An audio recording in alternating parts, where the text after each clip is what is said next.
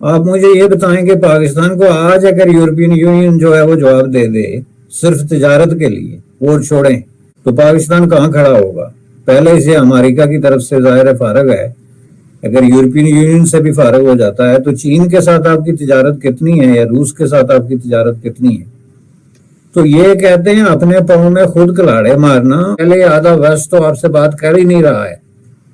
پہلی بات تو یہ ہے کہ مثلا یونائٹڈ اسٹیٹ آف امریکہ جو کہ مین پیلر ہے ویسٹرن دنیا کی ڈپلومیٹک جو مووز ہیں، اس نے تو کلیئرلی آپ کو جواب دیا ہوا ہے کہ ہم آپ سے بات ہی نہیں کرتے سرے سے۔ تو اوپر سے اگر یورپین یونین جو ہے تو یہ نخرے وہ آدمی دکھائے جس کے کوئی پاؤں جو ہے وہ زمین پہ ہوں۔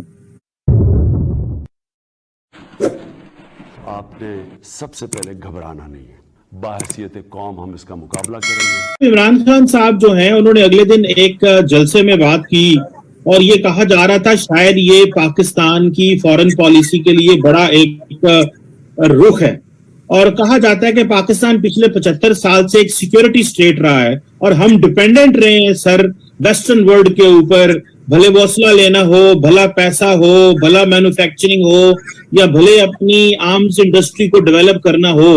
اب پاکستان وہ جو ملٹی لیٹرل ڈپلومیسی ہے وہاں سے نکل کے تو بائی لیٹرل پہ آنا چاہ رہا ہے، سمجھ رہا ہے کہ ہمیں چین سے سیٹنگ کر لینی چاہیے یا رشیا کے قریب آنے چاہیے، اور وہ جو ملٹی لیٹرل فرنٹ سے ہم شاید عمران خان ایک تاثر پڑا کہ ہمیں باہر نکالنے لگے ہیں۔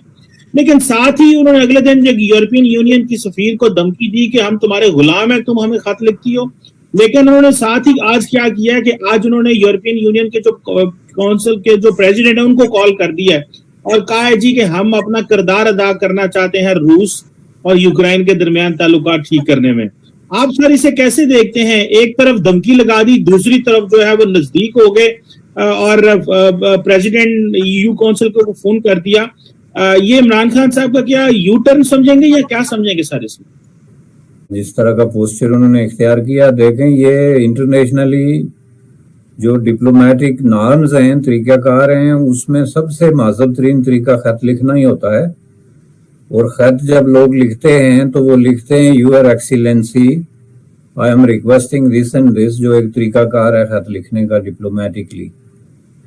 تو اس سے یہ ترجمہ نکال دینا کہ آپ نے خط کیوں لکھا، ہم آپ کے غلام ہیں، بھائی انہوں نے اپنی جو ہے وہ کمیونیکیشن کی ہے، چونکہ کمیونیکیشن کا اور غلامی کا آپس میں کیا تعلق ہے؟ یا تو انہوں نے آپ کو حکم دیا ہو تو پوری بات بتائیں کہ اگر آپ خط کا پورا جو ہے وہ کنٹینٹ اس کو ڈسکلوز نہیں کر رہے تو انہوں نے آپ کو کہا ہو کہ ہم آپ کو وارن کرتے ہیں یا کہتے ہیں کہ یہ کریں، تو اس طرح کا جواب ہو تو ہو۔ لیکن خط لکھنا جو ہے آپ جہاں کہیں بھی ظاہر ہے ان روڈز بناتے ہیں ڈپلومیٹک حلقوں میں، تو آپ فون کرتے ہیں یا خط لکھتے ہیں اور اپنی بات سامنے رکھتے ہیں کہ جی ہمارا یہ خیال ہے اور آپ ہماری مدد کریں، سپورٹ کریں یا ہمارے فیور میں جو ہے وہ بات کریں۔ اب اس کے جواب میں یہ کہنا کہ آپ نے خط کیوں لکھا، ہم آپ کے غلام ہیں، یہ بہت ہی ڈی جنریٹڈ قسم کی مینٹالٹی کا جواب ہو سکتا ہے۔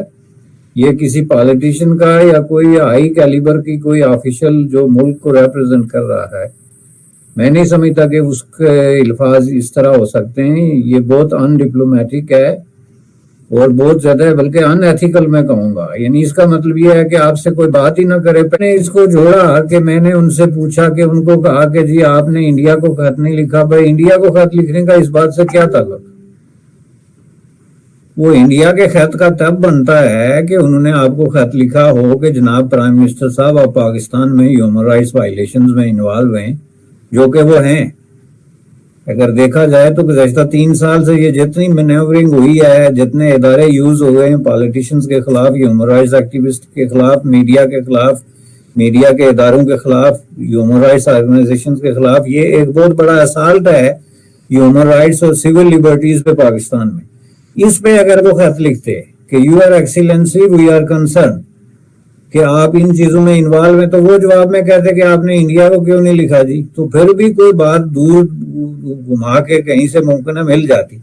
وہ کہتے ہیں کہ آپ روس اور یوکرین کے ایشو پہ ہماری سپورٹ کریں، تو وہ کہتے ہیں آپ نے انڈیا کو خط نہیں لکھا۔ بھائی اس بات کا انڈیا سے کیا تعلق ہے؟ میں اسی لیے بار بار یہ کہتا ہوں جناب انہی فورمز پہ کہ پاکستان میں حکمران طبقہ جو ہے وہ سائیکالوجیکلی سک ہو گیا ہے انڈیا سے۔ یہ جو انڈوفوبیا ہے وہ اتنا زیادہ بڑھ گیا ہے کہ لوگ نارمل ہی نہیں رہتے.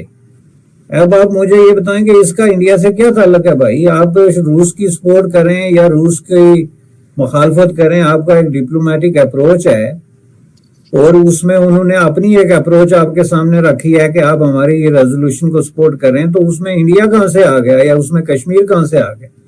اب یہ ہوتی ہے نا جو ان نیسیسری قسم کی ہمدردی، کہ آپ ہر چیز میں جا کے کشمیریوں سے ہمدردی جتانے کے چکر میں ان کا ستیہ ناش کر رہے ہیں. کبھی لے جا کے ان کو فلسطینیوں سے ملا دیتے ہیں، کبھی لے جا کے باسنیا سے ملا دیتے ہیں، کبھی ایون چیچنیا کے ساتھ آپ نے ان کو جوڑ دیا تھا، کبھی لے جا کے جناب جو ہے وہ آپ یوکرین سے جوڑ دیتے ہیں. پہلے آدھا ویسٹ تو آپ سے بات کر ہی نہیں رہا ہے. پہلی بات تو یہ ہے کہ مثلا یونائٹڈ اسٹیٹ آف امریکہ جو کہ مین پلر ہے ویسٹرن دنیا کی ڈپلومیٹک جو مووز ہیں، اس نے تو کلیئرلی آپ کو جواب دیا ہوا ہے کہ ہم آپ سے بات ہی نہیں کرتے سرے سے. تو اوپر سے اگر یورپین یونین جو ہے وہ اگر آپ کو ایک خط لکھتی ہے اور اپنی ایک معروضات پیش کرتے ہیں جو بھی ان کی ہیں، غلط بھی ہو سکتی ہیں، ضروری نہیں کہ آپ سے پوچھ کے پیش کریں کہ آپ کی پالیسی کیا ہونی چاہیے. ظاہر ہے انہوں نے اپنی خواہشات کا اظہار کیا. تو یہ نخرے وہ آدمی دکھائے جس کے کوئی پاؤں جو ہے وہ زمین پہ ہوں. آپ مجھے یہ بتائیں کہ پاکستان کو آج اگر یورپین یونین جو ہے وہ جواب دے دے صرف تجارت کے لیے، وہ چھوڑیں یہ جو ڈپلومیٹک یہ جو آپ کا ٹریڈ ایکسچینج ہے اور یہ جو کچھ مدد وغیرہ آپ لے رہے ہیں مختلف چیزوں میں، سائنس ہے، ٹیکنالوجی ہے اور شعبے ہیں، تو پاکستان کہاں کھڑا ہوگا؟ پہلے سے امریکہ کی طرف سے ظاہر فارغ ہے. اگر یورپین یونین سے بھی فارغ ہو جاتا ہے تو چین کے ساتھ آپ کی تجارت کتنی ہے یا روس کے ساتھ آپ کی تجارت کتنی ہے؟ تو یہ کہتے ہیں اپنے پاؤں میں خود کلاڑے مارنا.